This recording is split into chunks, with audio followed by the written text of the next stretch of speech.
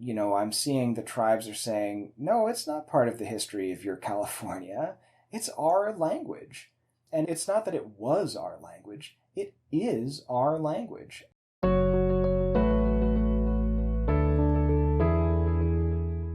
In what is now California, close to 100 indigenous languages were spoken before Europeans arrived. According to UNESCO, most of the languages native to the Americas are critically endangered. Many others are entirely extinct. A new book by a UC Davis alumnus is the first ever published description of one of those languages, Patwin or Putwin, originally spoken in hundreds of communities in Northern California. This is The Backdrop, a UC Davis podcast exploring the world of ideas. I'm Satirius Johnson. Native Americans have been working to preserve and revive the state's indigenous languages for at least the last 20 years. In A Grammar of Patwin, Lewis Lawyer brings together 200 years of word lists, notebooks, audio recordings, and archival material to create an invaluable linguistic resource and reference, the first of its kind. Welcome to The Backdrop, Lewis. Thanks. Nice to be here. So, before we start, I've heard the language pronounced a couple of different ways, Patwin and Putwin. Which is correct? Well, that's a good question. The native pronunciation would be closer to Patwin. But yeah, I guess when you read the word in English, it looks like Patwin, so people say Patwin. I would say Putwin is probably closer to correct. Okay, all right, I'll stick with Putwin here. So let's put Putwin into context. Where was it the predominant language? When was that? And at its peak, how many people were speaking it? So Patwin is the native language of Davis, actually, and the area surrounding Davis. So basically the whole southwestern drainage of the Sacramento River. So that includes the Poudre Creek watershed and almost all the Cache Creek watershed, all the way up to almost to Clear Lake, but not quite. And yeah, all the way up to the northern side of the Colusa County. So really kind of a big area by California language standards. Mm-hmm. And there were something in the neighborhood of 30,000 people speaking the language 200 years ago. And as you mentioned, they were in a few hundred villages. So there wasn't central Patwin government at any time. It was a system of politically independent but allied and trading and interdependent societies. Right. So, and 30,000 people back 200 years ago. I mean, that was a significant civilization going on. Oh yeah, it's a sizable group, definitely. I mean, they live in a very rich area of the world. If you think about the natural resources available in the Yolo wetland area and in the hills and in the grassland and all the way down, along Sassoon Bay and the Sassoon marshes there, an incredibly rich area. So it could support a lot of people, yeah. So fast forward to today, how many people are speaking the language today? Well, the exact number isn't really known. To my knowledge, there's one person who grew up speaking the language, so one sort of native first language speaker still around. But there are a lot of learners. There's a number of active learning communities, actually. All three of the federally recognized Patwin tribes have learners learning the language, and there are teachers doing amazing work there. There are also people who aren't working directly with the tribes doing their own learning. So there are a number of speakers these days, and they're predominantly learners of the language. Right. Is it considered an endangered language or a critically endangered language at this point? Yes, I'm sure if you looked at those global sort of statistics, it would be called critically endangered. Yes, in fact, I'm sure it is. When I started this project, the International Organization of Standards didn't recognize the existence of the language at all. They called it a dialect of Wintu, which is actually a different related language. So I worked with them to add Patwin to the ISO classification. And I think they classified it as critically endangered. Mm-hmm, but those labels aren't the most useful labels all the time. Some folks find words like endangered to be offensive because it sounds like they're being treated like a species of wild animal or something. Really, it's a language. It's a living language. Its people are still here, and they're still speaking the language. So how did Patwin become this language that wasn't being used anymore? Was there kind of a deliberate effort to eradicate it, or was it more of a gradual assimilation into the languages European settlers used? Yeah, well, it was a little bit of both. So, the story that you're more likely to hear in school is that, sort of, well, the Europeans came in and that ended up being the dominant culture. And so people sort of, the native people joined into that culture and started speaking the language. In fact, it was a lot more violent and deliberate than that. Children were taken from their families and put in boarding schools where they were not allowed to speak their language, and they were physically punished if they did speak their language. And Indigenous people had no rights. They weren't allowed to represent themselves in court, so they couldn't defend themselves legally against things that white people did to them. And so basically there was a lot of violence against Native people. And in fact, some counties, I don't think Yolo County, but some counties and the state and federal government, I believe, are known to have offered bounties for settlers killing Native people. So there's a lot of really deliberate and unfortunately state-sponsored violence going on against Native people, physically, their bodies, and then also cultural violence going on at places like missions and boarding schools and just sort of the world in general. It wasn't safe to be a Native person for a long time in California. Right. So that situation has recently changed, I think. So it's kind of not surprising that the language almost became extinct, but people are still keeping it alive. Let's listen to an archival clip you brought to get a sense of what Patwin sounds like.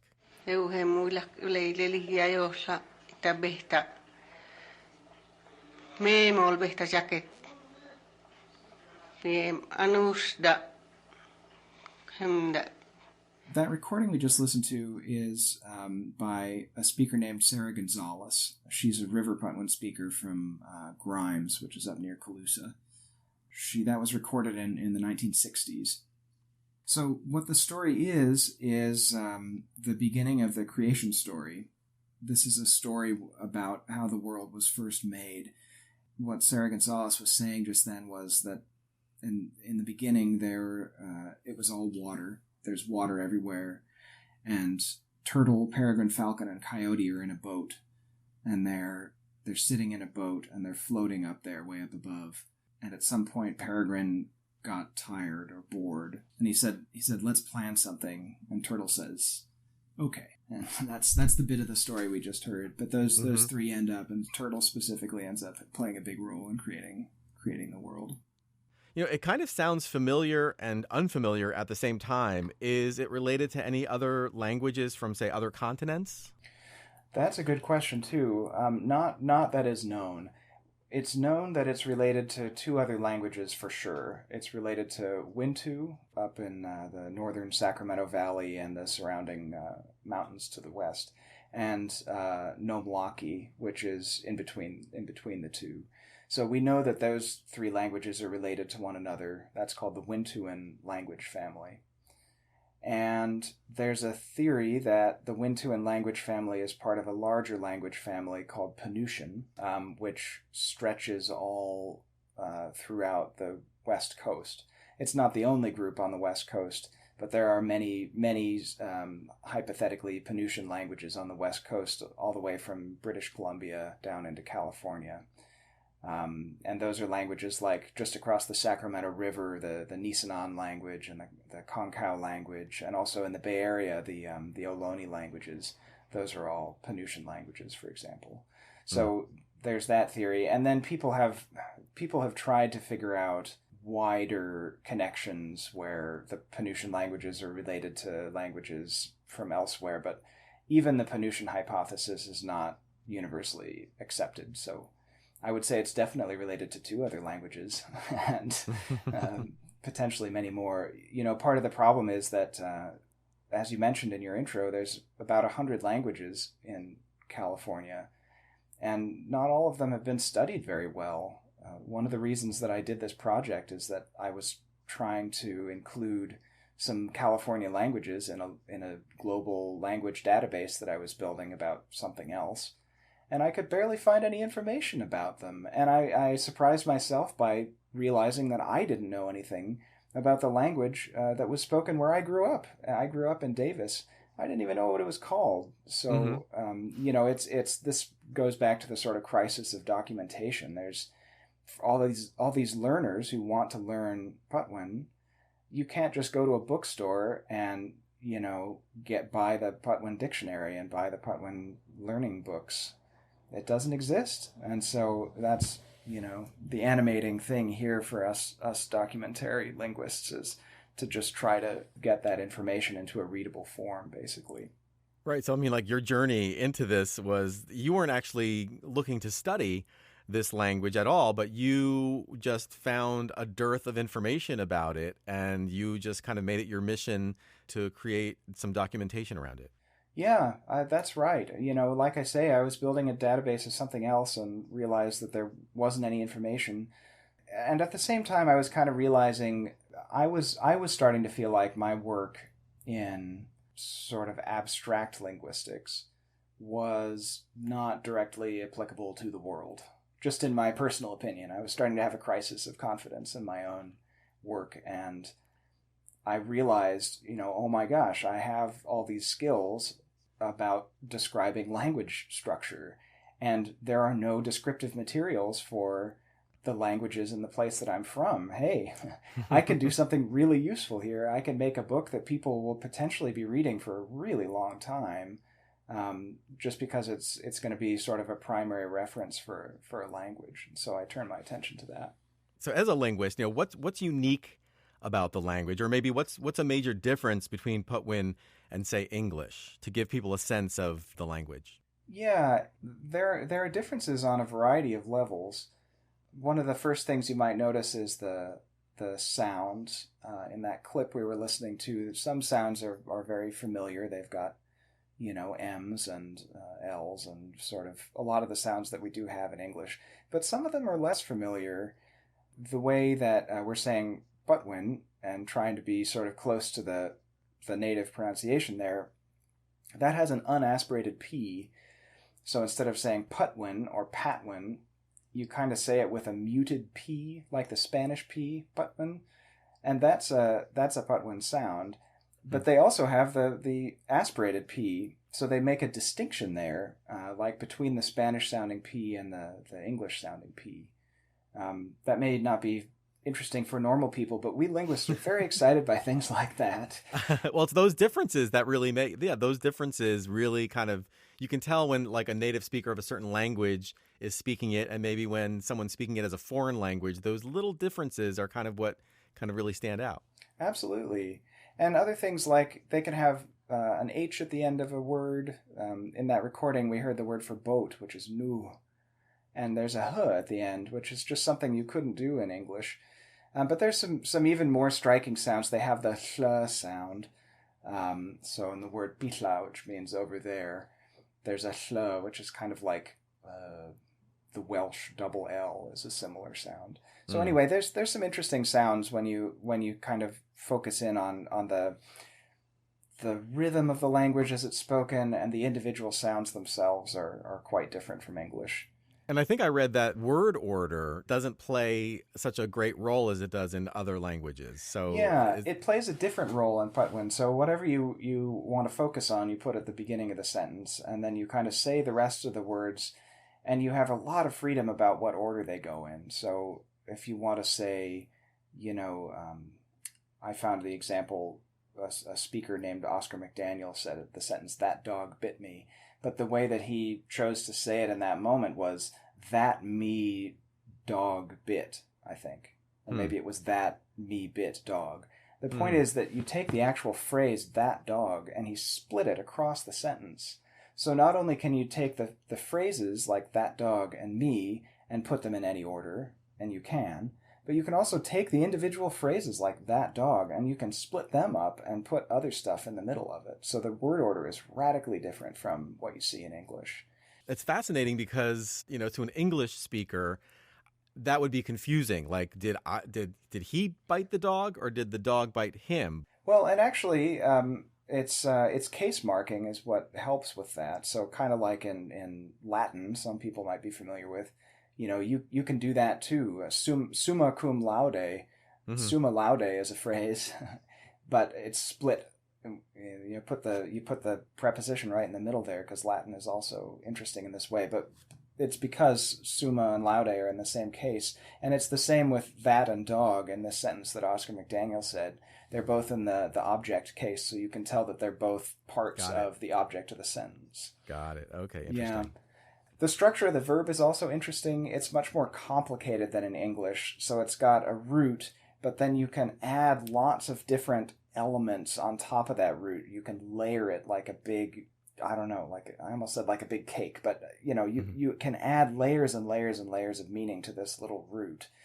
You can reduplicate it, so you can say the root more than once.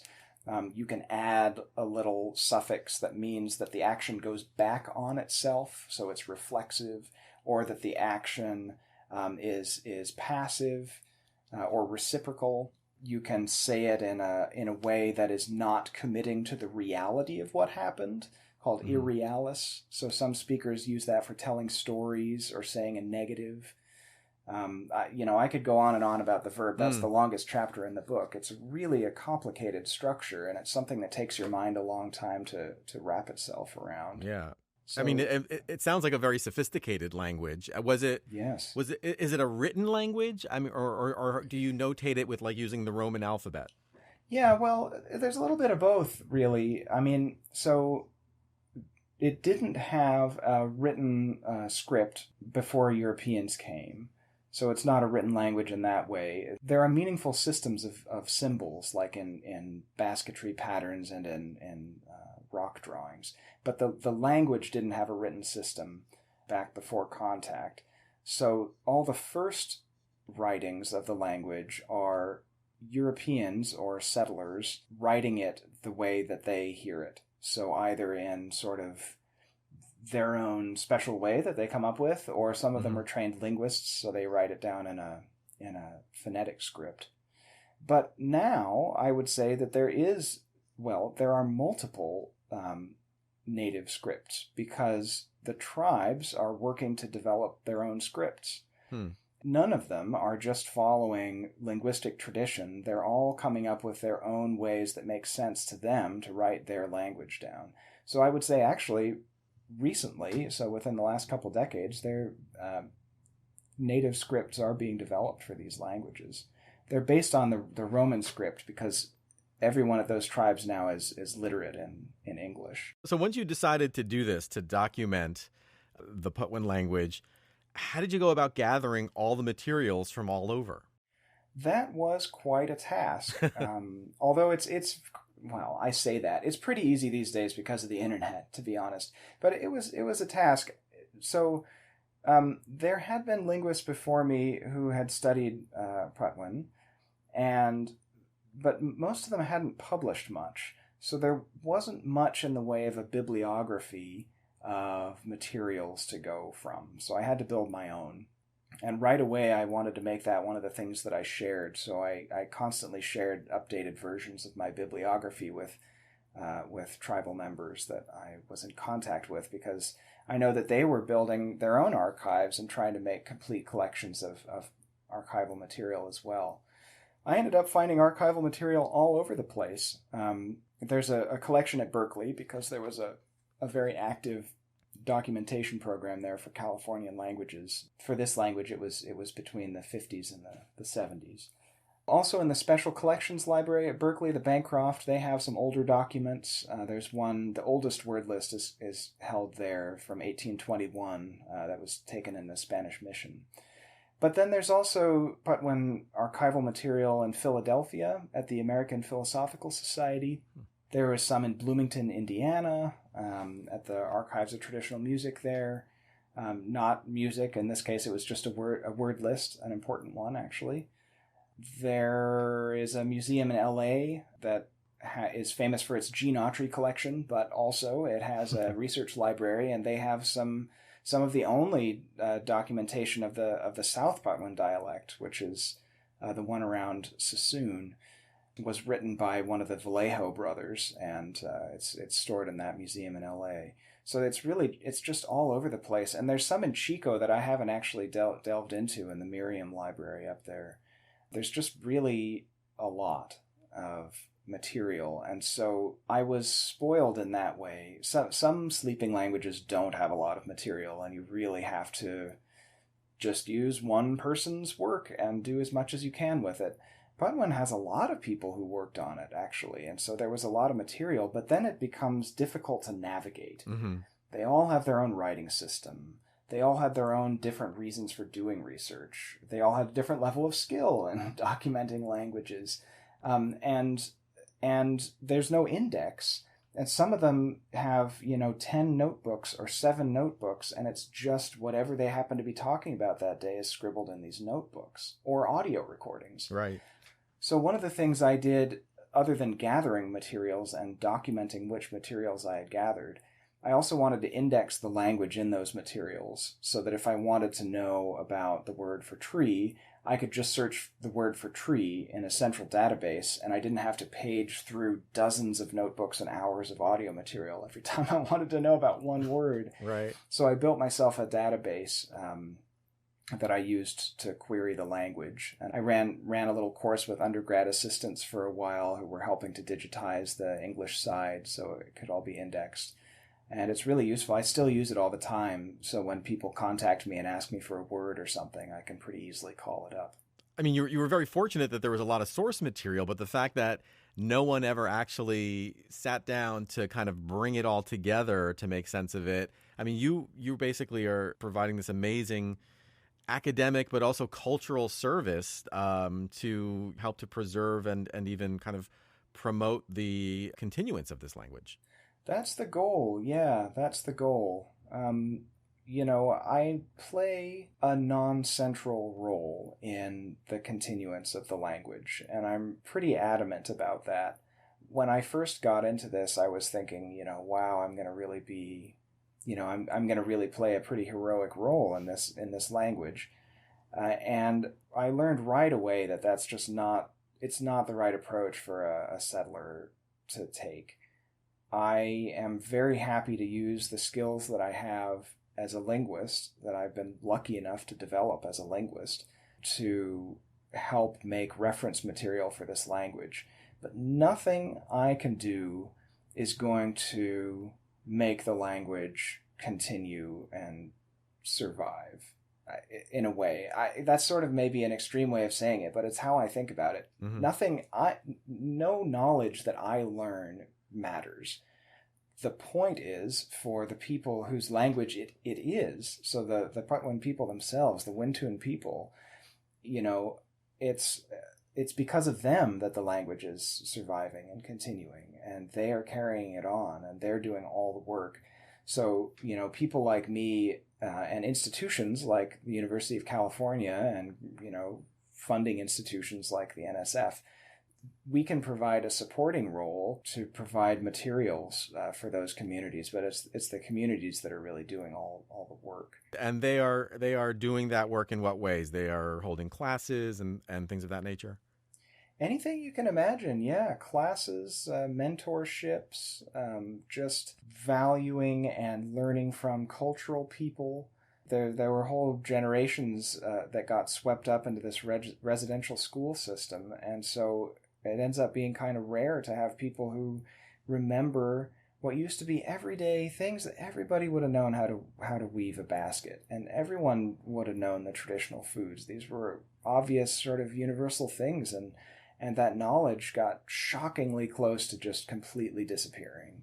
And so the communities are really good at identifying the people who still have this knowledge and promoting them and learning from them. Mm-hmm. I couldn't even list all the ways that they're doing it, but it's really impressive to me. Right. And just to for people who don't know about the residential school system, there was a whole school system where the predominant Western European settler culture created these residential schools where they would take young Native American children and take them from the family, put them in these boarding schools to kind of westernize them. and that's almost eradicated the language and the culture and other things, right? Yes, those residential schools were definitely a place where the predominant culture, Euro American culture, tried to educate native people, and a lot of native culture ended up disappearing there. But it was a lot more active than that. The guy who founded the Carlisle Indian School in Pennsylvania, which ended up being a template, I think, for residential schools around the country, his famous quote is, "Kill the Indian and save the man." And his idea was that you needed to eradicate native culture in order to civilize people, which is a violent idea. And he was in charge of schools and children went there to these schools and just were not well taken care of. Their culture was literally beaten out of them. They were very, very violent places, and they had a very big effect. I mean, when you think about the speed with which these cultures became so threatened, it's astonishingly fast. Right. Take Davis, for instance. So 180, 190 years ago, everyone in Davis, and there was definitely a village at Davis from as long as we can remember, everyone there just spoke Patwin. That was the language of everyday life. And everyone's culture there was Patwin culture, because that was just the culture that had always been there. And it was this deep, and, the people had been there for a couple of thousand years, as far as we know, living in this way. And fast forward to today, not really very, very long after that, and nobody knows the name of the village that was at Davis. We literally don't know what it was called, and we don't know what dialect of Patwin was spoken there. It was not documented, and it is lost. It was so effective, this program of re-education, so terribly effective. So yeah, that's the sort of theater that you find yourself in when you, as a sort of unsuspecting theoretical linguist, decide to go make a difference with the Native American language. And all of a sudden, all these things that you never learned in school become really important, and you realize what a different world it looks like from a Native American person's eyes. So I really just try to sort of sit back and listen when it comes to all that. So in general, like as a linguist, why is it important to keep languages alive? I mean, somebody might think like, okay, what happened was terrible, but is it worth trying to keep a language that not many people speak alive? Yeah, that's a really good question, and there's a couple ways of answering it. I would say, from the perspective of an academic or a traditional linguist, one of the answers that often comes out is, well, if you lose a language, you lose all the knowledge that's encoded in that language. And so already we have a hard time piecing back together the kind of knowledge of landscape and fauna and flora that was present in native California for thousands of years, because the languages are going, and with them goes a lot of knowledge. So that's one way of answering that question. But really, I think a better answer that I've come to learn is just because it can't be our decision. We can't just let it happen. Because of the history of violence against these cultures, you can't just say, what's another language? You can't just let it go. This is a problem that Western cultures have caused, not just in America, but around the world. This history of colonialism and violence is causing a lot of destruction of people's languages. And if they don't want to lose the language, then they shouldn't have to lose the language. This is, again, decentering myself, because it's really not my decision whether the language should or shouldn't go. But in my experience, nobody wants the languages to go. And it's not just because of the loss to the scientific community of the understanding of local fauna. It's because of human rights. It's a people's right to have a culture, and it's a people's right to have a language. And that's the problem with, languages falling asleep. Where do you see the Patwin language, say, like 10 years from now or 20 years from now? That's a really good question. One thing that you can definitely see is that the tribes are now in a position to really reclaim it. So it's no longer something that academics will go out in the field and document and put in an archive because it's important knowledge for scientists to have, and it belongs to the world, or it's part of the history of California, or something like that. I'm seeing the tribes are saying, no, it's not part of the history of your California. It's our language. It's not that it was our language. It is our language. And, so the tribes are making themselves the centers of things like developing spelling systems and developing archives of languages and developing teaching programs for their children and for adults, and making the decisions about what books should be made and how they should be made and who should get them. And all of those things are now becoming more controlled by the Patwin people themselves in a way that really they always should have been. But now it seems like the people are in a position to do that more. So I can definitely predict that that's going to keep on happening.